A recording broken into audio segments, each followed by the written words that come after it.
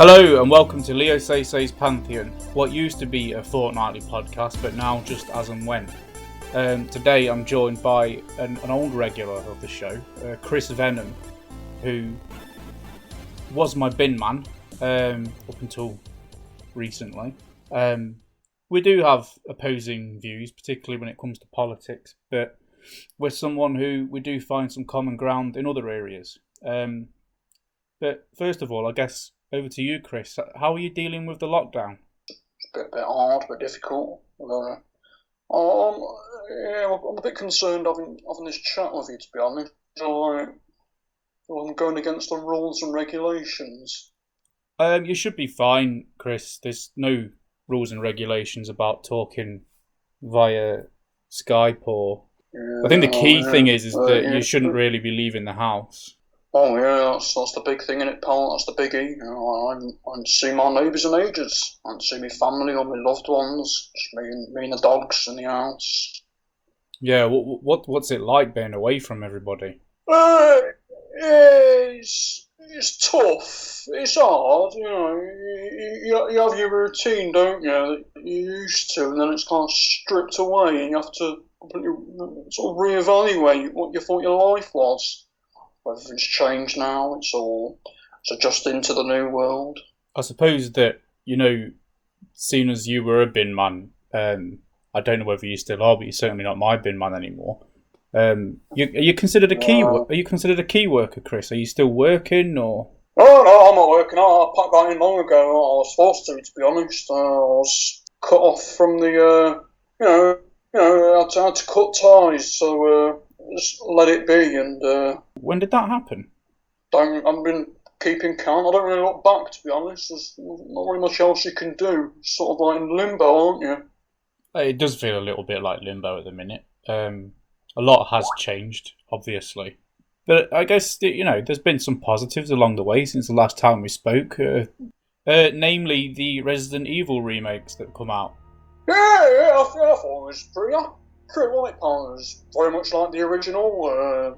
Good gameplay, a bit shorter, but yeah, the overall sort of spirit of the original was present. I think that the Resident Evil 2 remake was brilliant. It really did feel like a step towards the classic feeling, but it obviously modernised. I was a bit disappointed that there was some bits that were cut and changed, but I think overall it was a pretty solid package. They cut corners in some places, but... I think they had to make room for other things though, didn't they? Yeah, I think it was quite in line with the originals, Paul. Maintained the spirit that the original had. All sort of similar plot devices were there, and the story was it was almost the same. But I think in terms of storyline, it was definitely pretty much the same. I think one of the laziest things that they did was the Claire A, Leon B, and the Leon A, Claire B scenarios that didn't quite match up as coherently as they did in the original. Again, that was just an example where they cut corners. They just don't make them all used to anymore, do they? Well, it's a great game. It turns back to for me, there's a part of me that says if it ain't broke, don't fix it. But also, you can't, when something did it so well the first time, you're not going to succeed another time, are you? Well, arguably the Resident Evil 1 remake was superior to the original in every way, so I think it can be done. They're missing one element though, aren't they? What was that? There's one crucial element. Well, two actually. You've got the fuck knows what that vibe was that the original Resident Evil had. I've never known anything like it. What, the general atmosphere of the game? Yeah, it was like bloody, it was like a nightmare. It was disgusting, pal. It was horrible. It was a very... No, that's not even humanly possible. For how... You got me pretty messed up to come up with something like that, aren't you? I just think that in terms of how dated and cheesy the original one was, it probably was the creepiest in its own way. But when I was younger, when I first played it, I found it, very creepy, very, very freaked me out. Yeah, but the other thing was, and this is probably the most crucial thing, is nostalgia. you can't buy that with money, and Well, you can't replicate nostalgia. there is a lot of nostalgia pandering in culture now. Anyway, I mean, lots of things are harking back to the 80s and the 90s. It's an experience, though, isn't it, pal? It's an experience, and you can't, it's how it was done the first time. You can't. It's not something that's manufactured. It's a natural response to things, and you look back with fond memories. So would you Maybe, say that you prefer to maybe play in the several years' originals? time, maybe in several years' time, we'll be nostalgic about the remake of the second one. I imagine lots of people will. I mean, it's been hailed as one of the greatest games of 2019. So, what were Yeah, your thoughts on the Mr. X implementation? Because obviously that was very different to the original. yeah, I thought it was good. I thought they built on that like pretty well. Obviously it was very very similar, but it was a bit more intense, wasn't it? A bit more personal. Well, I guess on the original Resident Evil 2, it's very scripted events, so there were a fair few times when you'd encounter him around the police station, but he certainly didn't follow you from room to room. Well, yeah, which I think I like actually. It's a bit like Silent Hill, isn't it? I guess. I mean, sort of merging those different merging those different iconic horror sort of video games into it. How is Mr. X like Silent Hill? What are your thoughts? I couldn't begin to tell you, pal. Under cognition, it's very, very creepy, very silent, like a silent stalker, surveying you from the darkness within his soul. That's very poetic, Chris. Yeah, I mean, lots of people. I was fairly disappointed with the Nemesis on the remake that he didn't really follow you around quite in the same way as they implemented Mr. X on the second one. I just felt that was a missed opportunity. Yeah, I suppose Nemesis could follow you through doors, couldn't he? On the PlayStation 1 version, he could, yeah, but he can definitely do it on the remake as well. Sorry, pal. It's a remake of Resident Evil 3 Nemesis. Yeah, well, it literally came out last week. Have you not? This is news to me, pal. Was there a demo released, or? Yeah, there was. I suppose it's easily missed at the minute with everything that's going on. Lockdown life is getting to people. Yeah, well, I miss a lot of things nowadays. I'm obviously stuck inside. I haven't got access to the internet. I'm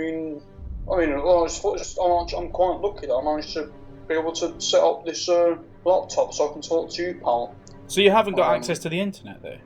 Well, no, everything's been cut off, pal. No phone lines. Really? It's horrible. It's horrible, pal. It's like a war zone. Really, really bad. Like, really oppressive. So how have you managed to get online to talk to me? Well, a mate of mine, Johnny, he's a bit techie. He's all right. He's a bit of a character. He set me up with. He's got a pirate transmitter, and he loaned me a dongle as well, and he got me set up in the cellar. And this is the thing, pal. You can't you can't do this in your own home. You got to make sure that you're hidden. You don't want to be seen by you don't want to be spotted by the authorities. Don't want to know what you do in your own home.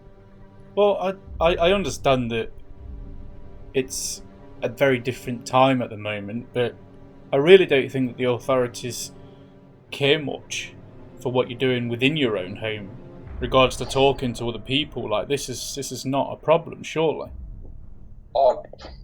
Paul, it's really. I think you're taking it quite seriously enough. You can't go outside. It's too dangerous. I haven't seen people for months, pal. I've had neighbours go missing. What's that about? Months ago. What's going on there? Yeah, I appreciate that. Like it's dangerous to go outside at the minute, but you're making it sound a little bit like I don't know, Chris. Like I know that before you've talked about conspiracy theories, and I wonder, how much of the information that you're reading is accurate. I don't have access to any information, pal. That's the problem. I'm talking from experience. You come here and see what it's like, but you won't be able to. That's the problem. Well, no, because I can't leave my home either. Obviously, we don't want to risk spreading the infection. What? Well, What are you talking about? the virus. Oh no! Oh no! He's got access to a biological weapon. He's going to release it on the estate, isn't he? What? Oh God, no! I'm having heart palpitations again. Chris, I think. Chris.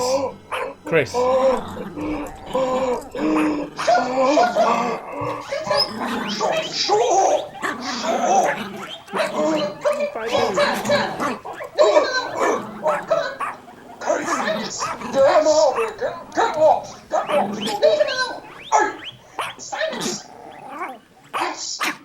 Who was that with you, Chris? Sorry, pal. That was my sister Kate and the dogs and that who came in at once. I told them they can't come down here when I'm having a chat. I'm a bit confused of what your situation is. You sounded confused about the virus, and yet you're in lockdown, so... Windale Banks, he's got the virus now. Unleash the virus, is that what he's saying? Who's Windale Banks? He's the Overlord, pal. The Overlord? What do you mean, an Overlord? What are you talking about? Chris. It's Windale Banks, the Overlord. Everyone in the estate knows who he is. We're all petrified of him, pal. Which estate?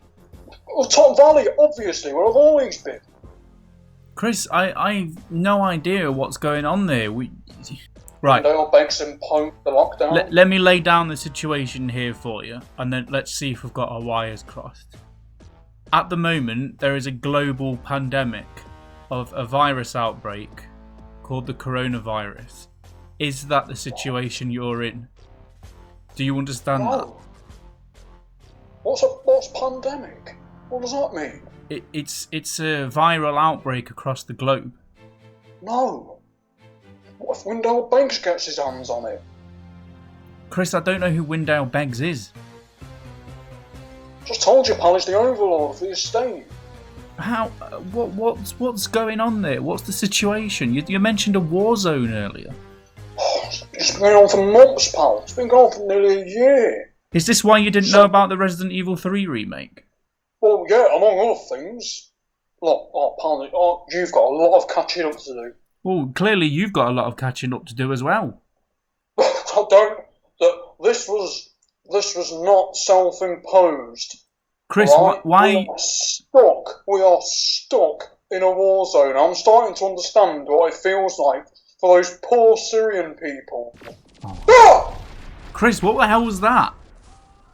Dropping bombs again, pal. Jesus. Chris, that actually does sound like a bomb. What's going on there? Because it is a bomb, you twat, pal. I'm not making it up, am I? You're not listening, are you? Chris. Jesus, we're clearly not on the same page, pal. Several months ago, Windale Banks, priorly known as Phil Loggins. Phil Loggins? I did an interview with him a couple of years ago. Well, there you go, pal. He's one of those local legends around Nottingham. He's always seen in the pub. Well, how has he become the Overlord of Top Valley Estate? Well, I'm not quite sure how he did it, pal. Rumour has it, right, that he went through a tragic accident and it was life-threatening. Rumour has it, our Johnny told me that he walked into a pylon. He walked into a pylon? Yeah, but all the wires were exposed, and he got it bad. He got pretty badly shocked by the electricity. Oh, I would imagine that would kill somebody. Yeah, well, that's the thing. It didn't kill him. He came back, and he's angry. So why is he taking it out on the estate? Fuck knows, pal. Chris, can you prove the situation to me? I heard a bomb only 2 minutes ago. Is there any further evidence you could... They're just scare bombs, just to keep us all in a state of fear, but the bloody work, I tell you that.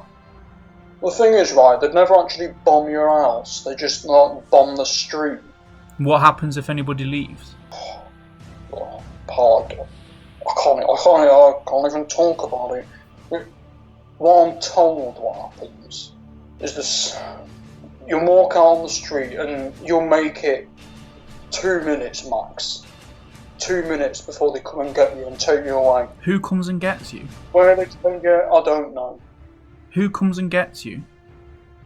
It's the skeletons, pal. The skeletons? Yeah, the robot skeletons. Chris, this sounds like a Terminator scenario. Well, yeah, it is. That's what's weird about it. It's just like Terminator. Chris, this sounds outlandish. Is there any way that you could prove it? Look, alright. I'll carry the... You're putting me in real grave danger here, pal. I'm going to carry this upstairs, right? Right? Just you wait. Chris, if you are going to put yourself in danger, just be careful. No. You're asking for it, pal. Right? Put my chair up. Open the window. Right, listen to this.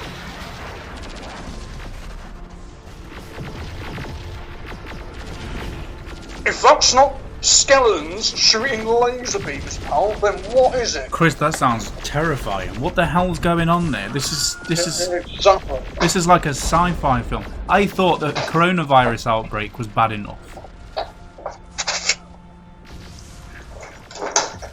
I'm absolutely petrified, pal. We all are. We don't know what to do. So, we're all stuck. How are you stuck there? Forever. How are you stuck there? How does nobody know about this? I can't get out. Well, the thing is, Phil built a wall. Not himself, obviously, but he got his skeletons to do it for him. Built a wall around the estate. So nobody can get in or out? You can't even get to Ball anymore. Can't get to Bestwood. None of the surrounding places you can get to. We've got nothing, pal. We can't go outside. And if you do, the Skellybobs take you away. Phil's taken over Top Valley School and turned it into his castle. So he lives in that castle alone, or? Pretty much, pal. He's basically alienated himself away from society. But he makes all the rules. That's the thing. It's weird. How you mentioned earlier that neighbours are going missing. Are these people that haven't even left their house? Are people just been farmed away, or? Don't know, pal. Don't know because I ain't seen it. Johnny told me that his mum, a mate of hers, it's difficult, pal. It's difficult for everyone. I understand why she did it, but now she's got to suffer the consequences. She got access to the internet, right, and she managed to log on to 1111 bingo, right, and they, within, minutes, they turned up at her house, kicked the door in, just dragged her on her heels, and just dragged her on her ankles. And this was the skeletons? Yeah, and no one's ever seen her again.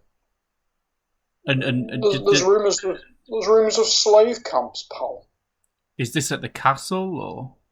I think it's on the grounds, yeah. But you can't see into them anymore. There used to be a fence around Top Valley School. There's a big wall there now. If you get close enough, if you live near there, because there are some houses nearby, apparently I'm told that you can hear faint sounds of screaming. This sounds awful. Is there any way that we could arrange me to have a chat with Johnny, who set up the transmitter for you, and whose mum recently witnessed? I'm asking for you, pal. I can ask him for you. It's a bit difficult though. He's easy to get in contact with, but whether he'll comply or not is a different thing. Don't get me wrong. I've got time for Johnny, but he's hard work. Well, I suppose there's no harm in asking if you wouldn't mind doing that, because I think that this is a story that needs covering. I'll pass his details on when we're finished. All right. That's fine. Chris, how are you managing to survive in terms of the basics? How are you keeping yourself fed? Because presumably shops are not operating anymore. Well, I mean, it started with we had a handful of stuff, all sort of basic provisions that you have.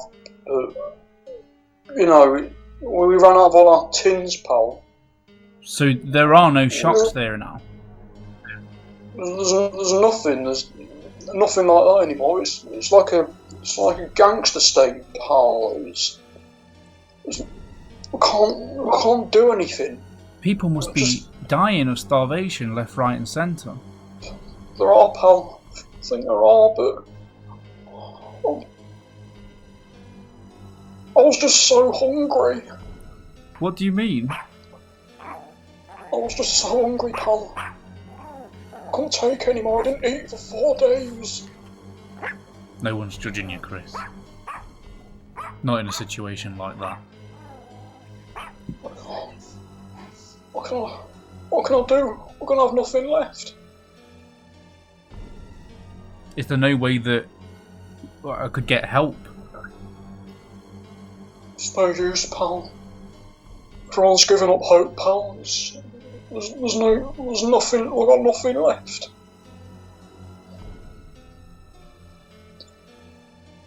I'm missing, pal.